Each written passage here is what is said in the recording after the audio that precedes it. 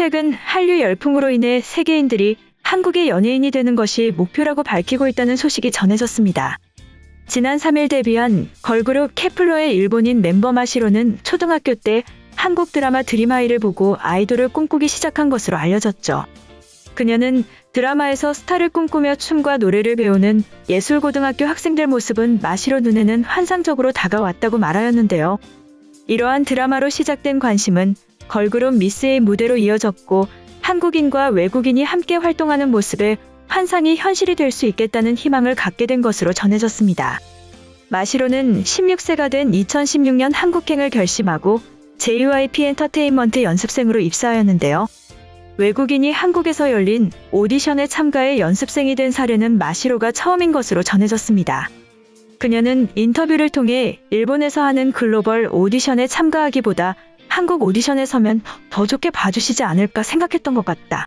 그만큼 제가 진심으로 임하고 있다는 걸 보여드리고 싶다고 말하였습니다. 마시로의 도전은 K-팝 아이돌이 되고자 하는 일본인 연습생들에게도 큰 영향을 주고 있는데요.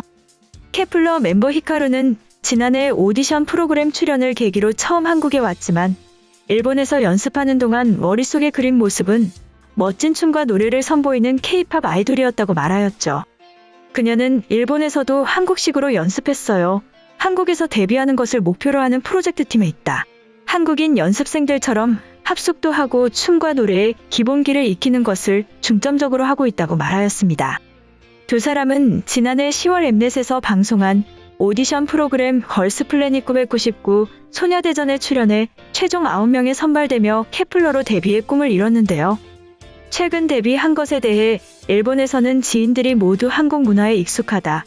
그래서 처음에 한국행을 결정했을 때도 걱정보다는 응원해주는 사람이 많았다고 말하였습니다. 이어 두 사람은 소녀시대 선배님들처럼 다양한 매력을 갖고 멋진 퍼포먼스를 보여줄 수 있는 아이돌이 되고 싶다. 전 세계에서 사랑받는 케플러가 돼 세계 각지에서 콘서트를 여는 것이 꿈이라고 밝혔죠. 이처럼 한국 음악을 보고 자란 전 세계 10대가 장래희망으로 K-팝 아이돌을 꼽는 것은 자연스러운 일이 되고 있는데요. 체계적인 아이돌 트레이닝 시스템이 현지에 확산되기에 앞서 직접 한국을 찾아 아이돌 데뷔의 꿈을 이룬 이들은 이제 세계 각지에서 활동하며 K-팝을 안착시키는 전도사 역할을 할 것이라는 기대를 한몸에 받고 있습니다. 특히 케플러는 한국에서 활동하고 있지만 데뷔곡 와다다는 세계 무대에서 관심을 모으고 있는데요. 지난 26일 기준 유튜브에서 이 곡 뮤직비디오 조회수는 약 8,470만 회를 기록하였고 국가별로 보면 인도네시아 1,870만 회, 일본 1,560만 회, 필리핀 773만 회, 태국 546만 회 순으로 나타나며 한국은 517만 회의 조회수를 보인 한국보다 해외에서 더욱 인기를 끌고 있는 것으로 전해졌습니다. K-팝 아이돌의 국적 다변화는 한국 음악의 세계적인 저변 확대와도 맞물리고 있는데요. 한국 음악에 대한 수요가 양적으로 늘어나는 동시에 수용 지역도 다양해지고 있기 때문입니다. 관세청 수출입 무역 통계에 따르면 지난해 한국 음반 수출액은 2억 2,083만 6천 달러, 한화 약 2,640억 원으로 전년 기록한 1억 3,620만 천 달러보다 1.6배 늘어난 것으로 알려졌죠. 국가별로는 일본 7,805만 달러, 중국 4,247만 달러, 미국 3,790만 달러 순으로 높았으며 대만과 태국, 네덜란드, 프랑스, 홍콩, 독일 등이 상위 국가에 이름을 올렸습니다. 특히 중국은 한국 문화 제한 정책인 한한령에도 불구하고 음반 수출액이 전년 대비 2.5배 이상 성장한 것으로 전해졌죠. 주목할 부분은 한국이 음반을 수출하는 국가가 점차 다변화되고 있다는 점인데요. 한류 최대 수출국인 일본에 대한 수출 비중은 2020년 47.1%에서 지난해 35.3%로 약 12%포인트 감소한 반면 같은 기간 중국 6.8%포인트, 미국 2.2%포인트 등 다른 국가는 수출 비중이 증가하였습니다. 주요 국가 외에도 부탄, 알제리, 벨라루스, 몰디브, 오만, 파키스탄 등 아프리카, 동유럽, 중동 등 새로운 시장에서의 K-팝 수요도 확인되고 있는데요.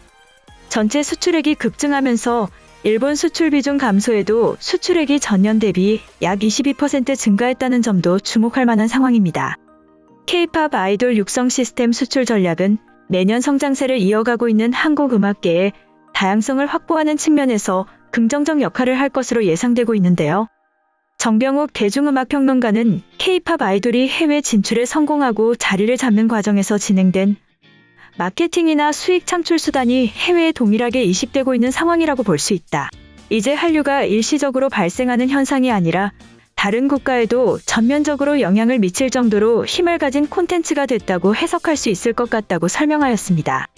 다음으로 미국에서도 한국을 잊지 못하는 상황에 대해서 말씀드리겠습니다. 사방에 두산이 있네요. 해리스 전 주한 미국 대사가 한국 기업을 소재 삼아 한국에 대한 애정을 드러냈죠.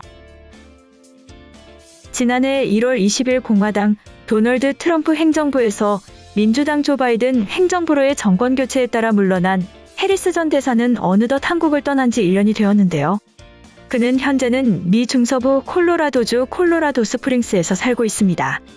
지난 26일 해리스 전 대사의 SNS에는 한국 기업 두산 마크가 큼직하게 새겨진 특수장비 차량이 이국 도로를 달리는 사진이 게재되었는데요. 해리스 전 대사는 사진과 함께 올린 글에서 펜서콜라까지의 자동차 여행을 마치고 돌아가는 길에 미시시피를 지나가고 있다라고 당시 상황을 소개하였습니다. 플로리다주 펜서콜라는 미 해군의 항공병과 장병들 양성을 위한 학교가 있는 곳인데요. 해리스 전 대사 본인이 해군 항공병과 출신으로 사성제독을 지낸 곳입니다. 미시시피의 한 도로 위에서 그의 시선을 붙든 게 바로 두산의 특수장비 차량인데요. 해리스 전 대사는 이어진 글에서 미시시피주 잭슨의 두산 서비스 트럭과 두산 밖의 소매점을 지나쳐 운전했다. 사방에 두산이 있다고 설명하였습니다. 이러한 그의 글은 1년 전까지 대사로 주재했던 나라의 기업 브랜드를 2억 마일이 떨어진 미국에서 접하고 느낀 반가움을 토로한 것으로 풀이되고 있는데요. 해리스 전 대사는 한국에 있는 동안 두산과 깊은 인연을 맺었습니다. 두산그룹 박용만 회장은 한미관계 증진에 기여한 공로로 2014년 벤플리트상을 받았는데 2020년에는 그가 회장으로 있던 대한상공회의소가 벤플리트상 수상자로 선정됐고 당시 주한 미국 대사가 바로 해리스 전 대사입니다. 야구를 좋아하는 해리스 전 대사는 프로야구 두산 베어스의 경기를 관람하는 모습이 종종 포착되곤 했습니다.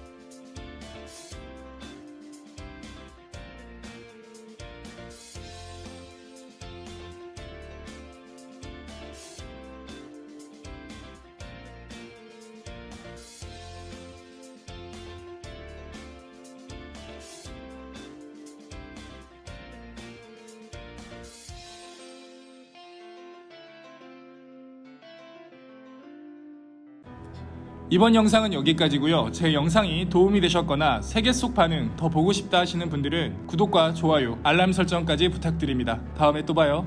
안녕.